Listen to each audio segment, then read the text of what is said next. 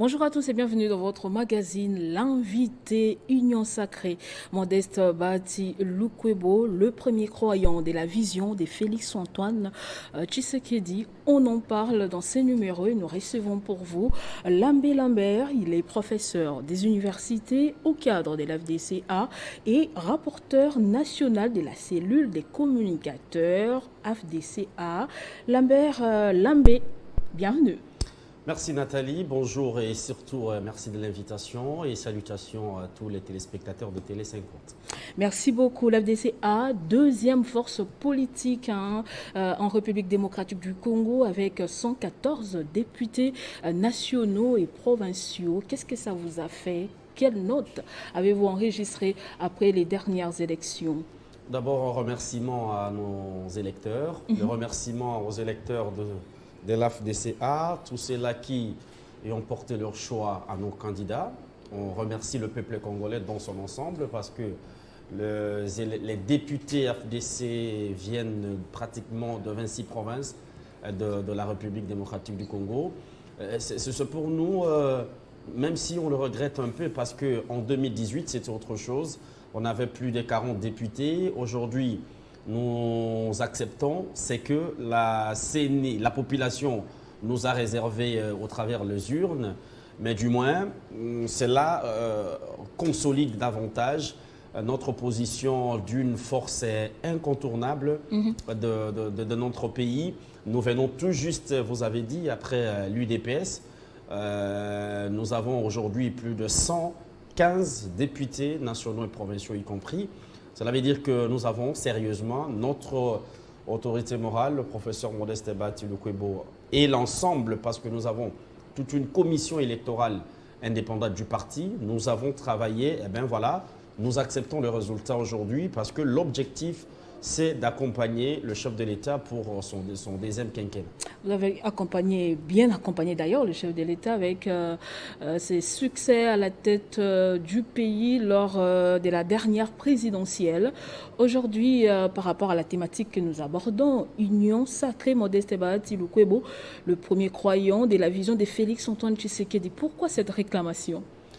Non, parce que depuis 2021, je crois vers la fin de l'année 2021, l'AFDCA et son autorité morale, le professeur Modeste Bahati Lukwebo, c'est le premier, je dis bien entre guillemets d'ailleurs, le premier leader politique à avoir déclaré haut et fort qu'en 2023, regardez, nous sommes en 2021 et déjà en 2021, et pour les élections qui seront organisées en 2023, Modeste Bahati et l'AFDC avaient déjà pris position pour dire que Félix-Antoine Tshisekedi Tshilombo restera notre candidat ticket de l'AFDCA aux prochaines élections de 2023. Cela veut dire que le premier, Modeste Bahati, est le premier croyant de la vision du chef de l'État sur notre pays et surtout la vision de l'Union sacrée. Parce que je vous dis, vous vous rappelez qu'après les divorces FCC-CAJ,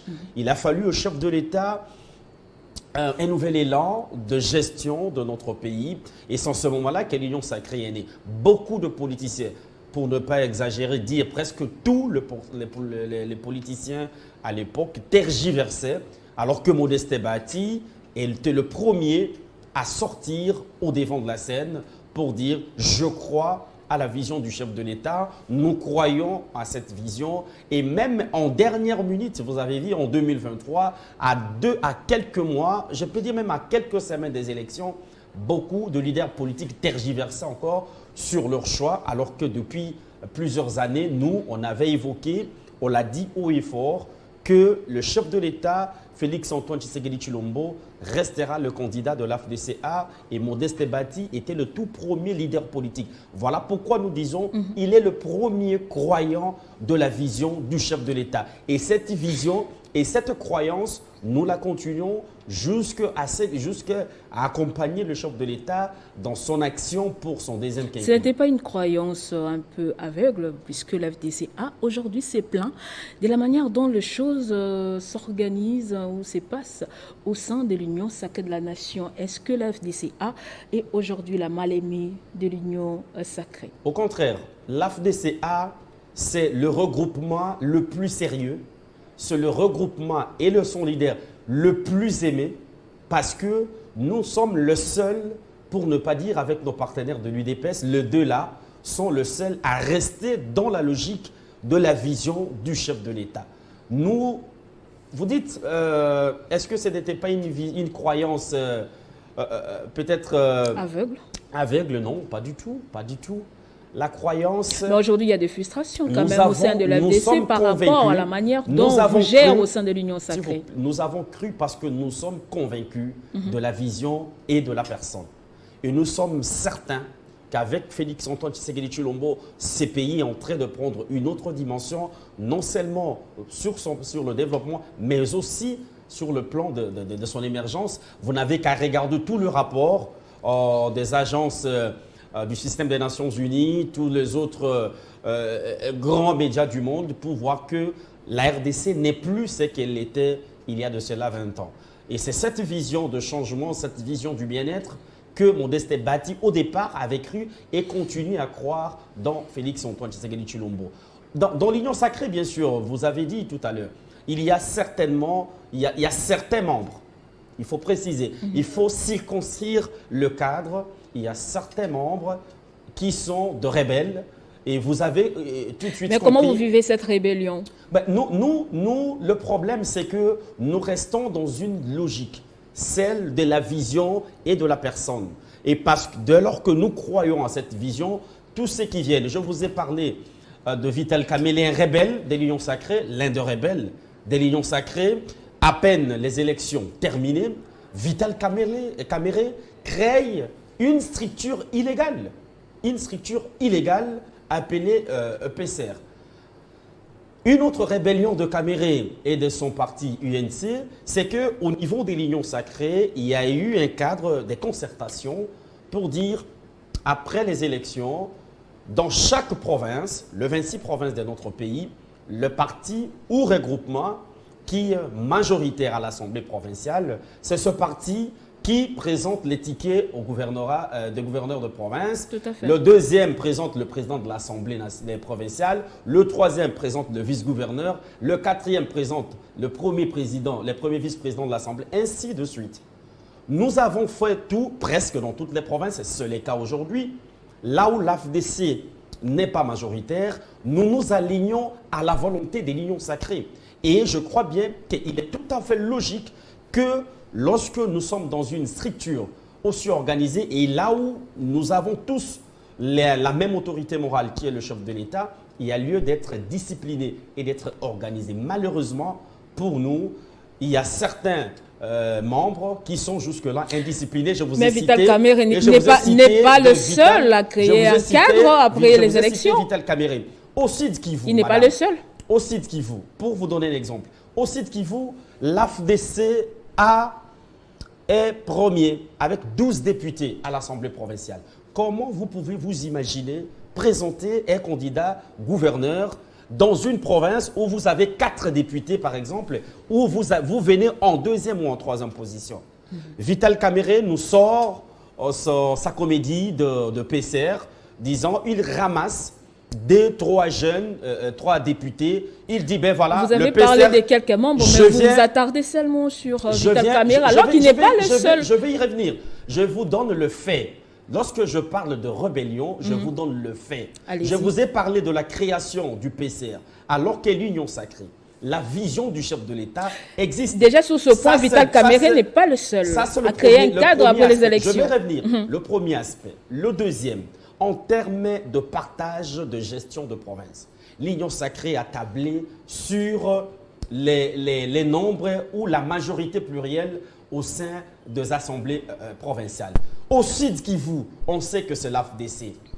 Et Kamerhe sort, il dit, ben avec PCR, je suis majoritaire. Il a réuni malheureusement, ces jeunes ne croient même pas en lui. Et tout simplement pour aller s'aimer du désordre, alors que les choses ont été bien claires dès le départ. Jusqu'aujourd'hui, vous faites partie de l'Union Sacrée. Ce comportement des rébellions est insupportable. Et au sein de l'Union Sacrée, il faudrait qu'il y ait des actes de sanctions en l'endroit de ce genre de personnes, notamment Kamerhe et les autres, il n'est pas le seul. Vous avez raison, il n'est pas le seul. Mais il faudrait que celle-là soit élargie et que cela serve de leçon, des leçons. Lorsque vous êtes dans une structure et nous sommes en politique, la discipline est obligatoire. Et nous mais dans l'autre temps, qu'est-ce que vous faites au sein de l'Union sacrée pour mettre fin à ce désordre? Comportements barbares de la part de nos amis de l'UNC qui ne respectent pratiquement rien du tout. Qui ne respectent pas. Je vous ai donné un exemple. Je vous cite le troisième fait. Allez-y rapidement, on doit évoluer, monsieur Lambert. Je vous cite le troisième fait de rébellion de Caméré. Le chef de l'État, au nom de l'intérêt général, au nom du salut suprême du peuple congolais, le chef de l'État prend une décision et je vous informe qu'il n'a même pas violé la Constitution. Caméré sort, le chef de l'État ordonne et demande, alors que le Premier ministre venait de démissionner, ce qui est normal, il a choisi d'être député national, au nom des intérêts de Congolais, au nom du salut, au nom de nos compatriotes qui sont à l'Est, le chef de l'État prend la décision de dire que ben voilà, les ministres, le Premier ministre et les restes de ministres continuent à expédier les affaires courantes. Caméré dit non, il ne va pas cautionner l'illégalité. Ça veut dire quoi? Ça veut dire que le comportement de Caméré de refuser de siéger, comme membre du gouvernement, oui, veut tout simplement dire, il veut donner un message à l'opinion que ben voilà, moi, Vital Caméré, je ne suis pas associé à ces illégalités, Vital Caméré, que le chef de l'État est l'auteur.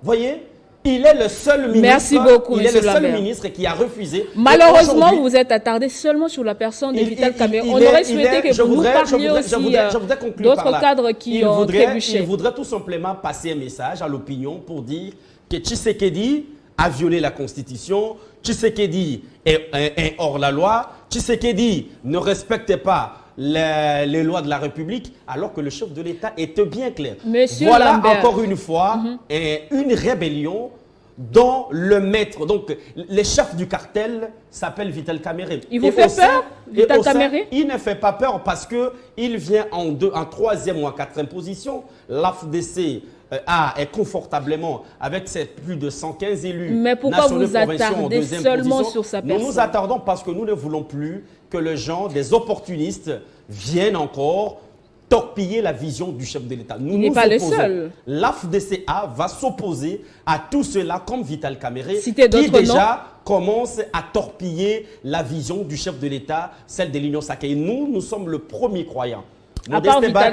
Modeste Bati Lukwebo est le premier croyant de cette vision et nous avons une responsabilité d'accompagner la vision du chef de l'État et surtout pour l'intérêt des Congolais. Je vous ai demandé de citer un autre nom, bien deux autres noms, des rebelles au sein de l'Union sacrée à part Vital Caméré. Mais c'est ce que je dis, ils sont les gens et nous donnons un avertissement pour dire que désormais, si vous acceptez d'être dans l'Union sacrée, restez dans l'Union sacrée. Si vous ne voulez plus de l'Union sacrée, créez votre structure de l'opposition. L'Union sacrée reste la structure majoritaire. Créez une vision exclusive du chef de l'État, Félix Antoine Tshisekedi Tshilombo, dont le premier croyant n'est autre que Modeste Bati Lukwebo. On peut dire aujourd'hui que l'Union sacrée va vers l'effondrement. L'Union sacrée ne va jamais s'effondrer, madame. L'Union sacrée ne va jamais s'effondrer. Pourquoi ? Parce que déjà, de par la personnalité de son visionnaire, de par les objectifs et les ambitions. Les objectifs de l'Union sacrée aujourd'hui, je vous ai dit, c'est d'abord les bien-être du peuple congolais et la vision mise en place par le chef de l'État, Félix Antoine Tshisekedi Tshilombo, celle du peuple d'abord. Et c'est cette vision qu'il a commencé depuis son premier mandat, même s'il y a eu beaucoup d'embûches. Mais du moins, cette vision va continuer jusqu'en 2028, l'année de la fin de son deuxième mandat. Et donc, l'Union sacrée ne va, détrompez-vous, elle ne va jamais s'effondrer. Parce qu'il y a des gens comme Modeste Bati qui croient à cette vision et qui accompagnent à tout bout de champ le président de la République. On a été témoin de l'accompagnement de Modeste Bati Lukwebo dès le début de cette aventure de l'Union sacrée. Est-ce qu'on peut dire aujourd'hui que Modeste Bati Lukwebo est victime de sa loyauté envers Félix Antoine Tshisekedi par rapport à la façon injuste dont il est des fois traité? Moi, je pense que l'opinion est témoin. Je crois que le chef de l'État travaille sérieusement dans ce sens-là parce que nous pensons et nous savons que l'AFDC mérite mieux qu'elle a aujourd'hui. Et je crois, et nous croyons, parce que la personne que nous accompagnons, la personne du chef de l'État dans sa vision pour changer notre pays, et cette vision que nous avons aussi épousée va rétablir l'ordre, va rétablir l'équilibre de force au sein de l'Union sacrée et au sein de toutes les institutions de la République. Avec déjà 15 députés nationaux et provinciaux ensemble, vous comprenez, même sans réfléchir, qu'au niveau de force, au niveau de l'équilibre, au niveau de la balance en politique, Modeste Baty Lukwebo va diriger une institution et pourquoi pas l'Assemblée nationale. Dès lors que la première force, disons, l'UDPS, va récupérer une ou l'autre institution, l'AFDC de droit et automatiquement, selon même le règlement de l'Assemblée nationale, selon l'équilibre de force en politique, doit automatiquement avoir la direction d'une institution et c'est tout à fait normal et logique après les échéances de 2023. Vous continuez à demeurer au sein de l'Union sacrée. Vous n'allez pas décrier décrier la complaisance. Laissez-moi finir, s'il vous plaît. Vous n'allez pas décrire à la fin une sorte de complaisance si vous n'arrivez pas à atteindre vos objectifs. Par exemple, une institution que vous réclamez avec vos 115 députés. L'objectif premier de l'AFDC, dont l'Union sacrée, était d'abord d'accompagner la vision du chef de l'État. Ça, c'est un objectif et il est l'objectif principal. Dès lors que Félix-Antoine Tshisekedi Tshilombo reste l'autorité morale de l'Union sacrée, nous allons accompagner. Ça, c'est l'objectif, ce n'était pas le pouvoir. Même quand le train déraille, vous allez continuer à soutenir cette vision. Si c'était le cas, si ce n'était pas la vision, vous allez voir que lorsqu'en 2018, lorsqu'on crée l'Union FCC-Cash, après l'effondrement, vient l'Union sacrée. Le premier gouvernement de l'Union sacrée, je vous rappelle que l'AFDC avait 43 députés nationaux, mais avait moins de 5 ministères. C'est pour vous dire tout simplement, alors qu'il y avait des structures avec 15 ministres, 17 ministres, qui en avaient 6. C'est pour vous dire que l'objectif pour nous n'était pas d'abord le pouvoir ou le poste, mais du moins accompagner la vision. Lorsque le Modeste Baty a compris la vision du chef de l'État, surtout pour un nouveau Congo, il a dit, ben ouais, voilà pourquoi pas. Et voilà pourquoi j'insiste pour dire que nous avons été le premier, depuis 2021, à en croire à cette vision. Et depuis plus longtemps d'ailleurs, à en croire à la vision du chef de l'État. Donc nous n'allons jamais, détrompez-vous, jamais critiquer l'Union sacrée parce que nous croyons comme le fils aîné de la vision du chef de l'État. Même quand tout va mal, on va continuer à soutenir. Tout va mal, ce n'est pas la personne. Tout va mal, il faut dissocier les choses, madame. Tout va mal dans l'Union sacrée, ce n'est pas à cause de son initiateur. C'est à cause des opportunistes comme Kamere, comme Mbosso, qui viennent pour torpiller et déranger la vision du chef de l'État lorsque vous créez le PCR, lorsque vous boudez de siéger comme membre du gouvernement, accusé indirectement de par ce comportement. Et nous avons, moi je suis de l'école de la communication, je suis professeur de communication, l'école de Palo Alto qui dit tout est communication. Dès lors que vous quittez, vous ne voulez pas siéger, tout simplement vous communiquez, vous envoyez un message.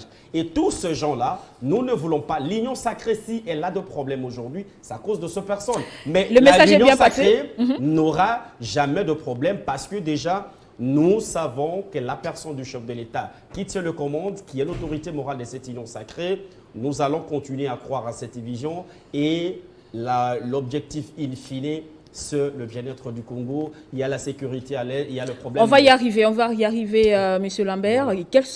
Quels sont les leaders politiques auxquels Félix-Antoine Tshisekedi, bien sur lesquels Félix-Antoine Tshisekedi peut-il compter à ce jour pour réussir son deuxième quinquennat? Moi, je crois que le leader politique, il y a ceux qui viennent pour des opportunités, il y a ceux qui viennent réellement pour accompagner la vision du chef de l'État. Et personne n'a cru lorsque Modeste Baty.